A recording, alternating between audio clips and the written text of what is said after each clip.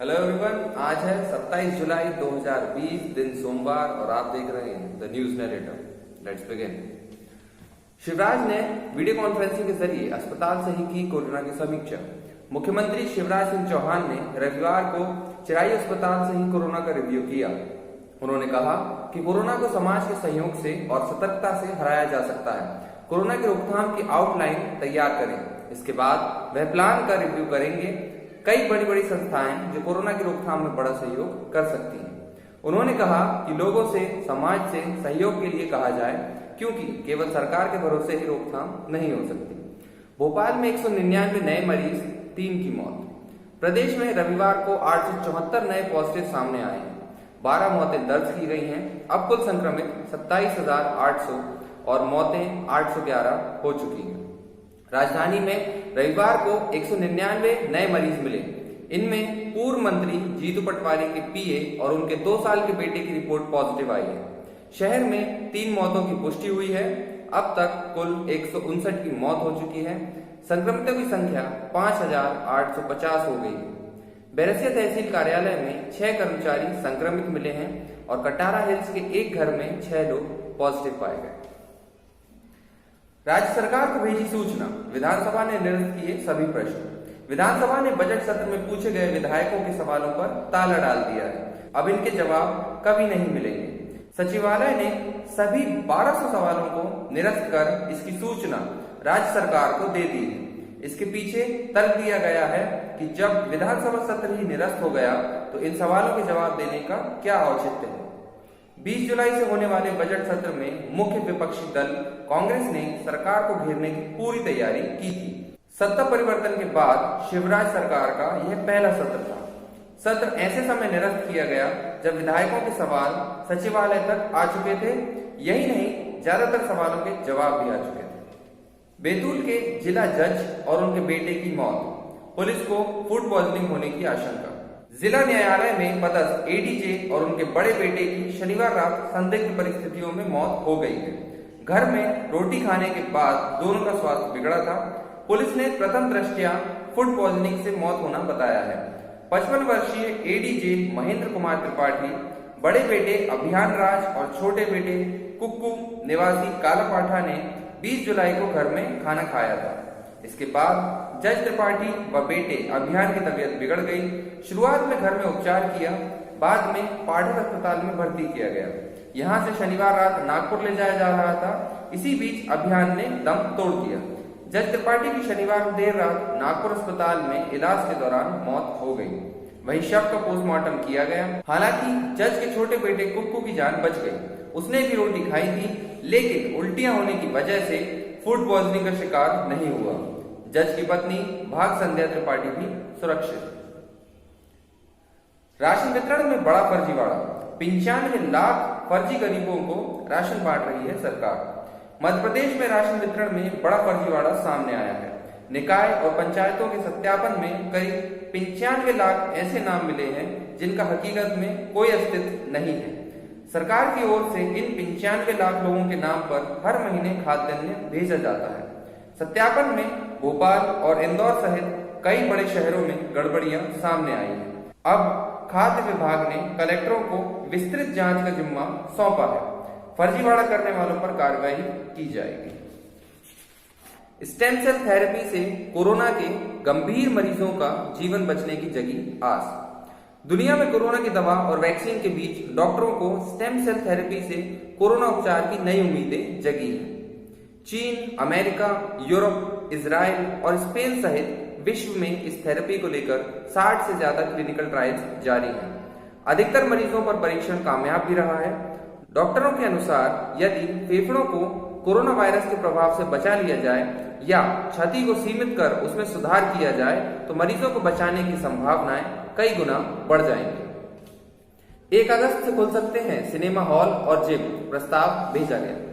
देश में कोरोना मरीजों की संख्या 14 लाख के पार हो चुकी है। 24 घंटों में 48,661 नए मामले सामने आए हैं। अनलॉक 3 में सिनेमा हॉल और जिम सोशल डिस्टेंसिंग की सख्ती के साथ खोले जा सकते हैं। सूचना प्रसारण मंत्रालय ने 1 अगस्त से सिनेमा हॉल खोलने का प्रस्ताव गृह मंत्रालय को भेजा है। राम की भूमि पर विकास कांड। 21वीं सदी में अयोध्या में भव्य राम मंदिर के साथ ही एक और नया अध्याय जुड़ने वाला है। वह है अयोध्या का विकास कांड। राम के पूर्वजों ने जिस इक्ष्वाकुपुरी को अयोध्या में बसाया था, वैसी इक्ष्वाकुपुरी फिर से बसाने की तैयारी है। फिलहाल 17,184 करोड़ की परियोजनाएं ब्लूप्रिंट के रूप में तैयार है। सरकार ने अयोध्या के कायाकल्प के लिए 6 प्रमुख योजनाओं पर काम शुरू कर दिया है। विश्व की सबसे बड़ी 251 मीटर ऊंची श्री राम की प्रतिमा, श्री राम इंटरनेशनल एयरपोर्ट, अयोध्या से कोलकाता तक cruise, ring road, railway station का विस्तारीकरण, 84 कोस परिक्रमा मार्ग का 4 लेन निर्माण और नव्य अयोध्या। राम मंदिर निर्माण के साथ ही इन सभी प्रोजेक्ट को भी पूरा किया जाना है। इसी के साथ पुराने शहर की जरूरतें भी संवारी जा रही हैं। भारत विरोधी फेक न्यूज फैलाता था चीनी app, Jack Ma Gurugram court में तलब। एक भारतीय कोर्ट ने चीन की दिग्गज कंपनी अलीबाबा और इसके फाउंडर जैक मा को समन भेजा है। यह समन उस केस में भेजा गया है जिसमें कंपनी ने भारत में एक कर्मचारी को कथित रूप से गलत तरीके से नौकरी से निकाल दिया था। कंपनी पर केस करने वाले पूर्व कर्मचारी पुष्पेंद्र सिंह परमार का कहना है कि कंपनी के ऐप पर एक फेक न्यूज फैलाई जा रही है, जिसके खिलाफ पुष्पेंद्र ने बोला था, फिर भी उसे नौकरी से निकाल दिया गया। गुरुग्राम की जिला कोर्ट की सिविल जज सोनिया शोकांड ने अलीबाबा, जैक मा और करीब दर्जन भर लोगों के खिलाफ समन जारी किया है। उनसे कहा गया है कि वह 29 जुलाई तक खुद कोर्ट में आए या फिर अपने वकील को कोर्ट में भेजें। ऑनलाइन क्लास से एक दूसरे को ही बाहर कर देते हैं बच्चे। केंद्रीय विद्यालयों में ऑनलाइन क्लास के लिए जिस ऐप जिट्सी मीट का उपयोग किया जा रहा है, उसमें प्रत्येक मेंबर को किसी भी दूसरे व्यक्ति को बाहर करने का अधिकार है। ऐप का यही विकल्प शिक्षकों के लिए समस्या बना हुआ है, लेकिन 2 महीनों से जारी समस्या के बावजूद इस समस्या का कोई हल नहीं निकाला जा रहा, न ही ऐप को ही बदला जा रहा है। सामान्यतः संस्थान और स्कूल लोकप्रिय ऑनलाइन मीटिंग ऐप का इस्तेमाल कर रहे हैं, लेकिन केंद्रीय विद्यालयों में जिट्सी मीट ऐप का उपयोग किया जा रहा है।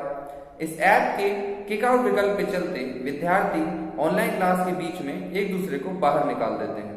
खास बात यह है कि किसी विद्यार्थी के द्वारा दूसरे को बाहर निकाले जाने का पता शिक्षकों को नहीं चलता। जब अभिभावक शिकायत करने आते हैं तब उसकी जानकारी हो पाती है। इसके चलते कई विद्यार्थियों की ऑनलाइन क्लास में रुकावट आ रही है। वहीं शिक्षकों को भी अनुशासन बनाए रखने में समस्या का सामना करना पड़ रहा है।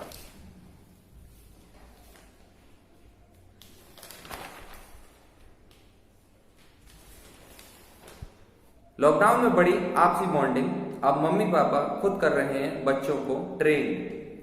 कोविड-19 के बढ़ते संक्रमण के कारण फिर लॉकडाउन लगा है।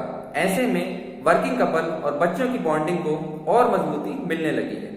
पेरेंट्स का कहना है कि आम दिनों में इस समय बच्चे स्कूलिंग व अन्य एक्टिविटीज में व्यस्त रहते हैं, वहीं वे खुद अपने ऑफिस और बिजनेस के कामों में। ऐसे में उन्हें साथ समय बिताने का मौका नहीं मिल पाता। इस बार लॉकडाउन की घोषणा पहले ही हो गई थी, तो उन्होंने इस समय को परिवार के लिए क्वालिटी टाइम बनाने की पहले से ही तैयारी कर ली थी। अब वे अपना हुनर बच्चों को भी सिखा रहे हैं। हम भी उनके साथ कई नई चीजें सीख रहे हैं। 399 रन के लक्ष्य के जवाब में 10 रन पर 2 विकेट खोए कैरिबियाई टीम ने।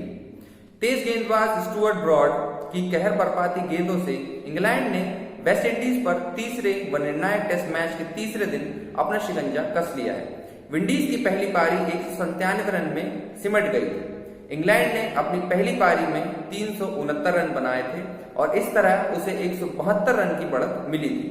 इंग्लैंड ने दूसरी पारी 2 विकेट पर 226 रन बना घोषित कर दी थी और विंडीज को 399 रनों का मुश्किल लक्ष्य दिया। इंग्लैंड के लिए रोरी बर्न्स ने 90, डॉन सिबले ने 56 और जो रूट ने नाबाद 68 रन बनाए। सिबले जैसन होल्डर की गेंद पर पगबाधा आउट हुए, जबकि बर्न्स सब्स्टिट्यूट सिल्वा के हाथों रोस्टन चेस की गेंद पर लपके गए। विंडीज ने अपनी दूसरी पारी में महज 10 रनों पर कैम्पबेल और रोच के विकेट को खो दिया। दोनों विकेट ब्रॉड को मिले। उनके अब तक मैच में कुल 8 विकेट हो गए।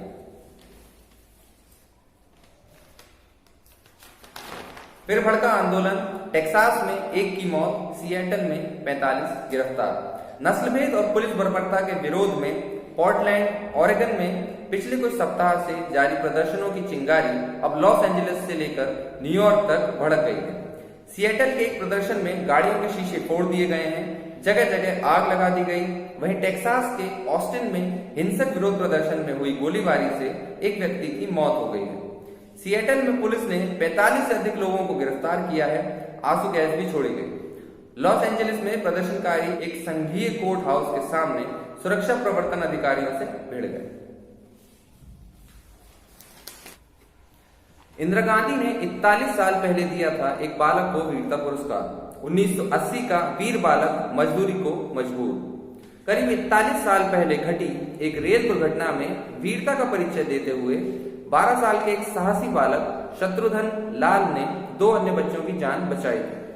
प्रधानमंत्री इंदिरा गांधी ने 24 जनवरी 1980 को शत्रुघ्न को राष्ट्रीय वीरता पुरस्कार प्रदान किया था, लेकिन यह तमगा उसे रोजगार नहीं दिला सका। कुदरत ने शत्रुघ्न को तो अनाथ बना ही दिया, वहीं सरकार ने कुछ दिनों तक उसे हीरो बनाकर बिसरा दिया। उसने 13 साल की उम्र में मजदूरी शुरू की, कभी हल चलाया तो कभी चरवाहा बना। आज 53 साल की उम्र में वह दुर्ग के नेवई में रहकर दिहाड़ी मजदूरी के रूप में परिवार चला रहा। That's it for today, guys. See you guys tomorrow. Thank you.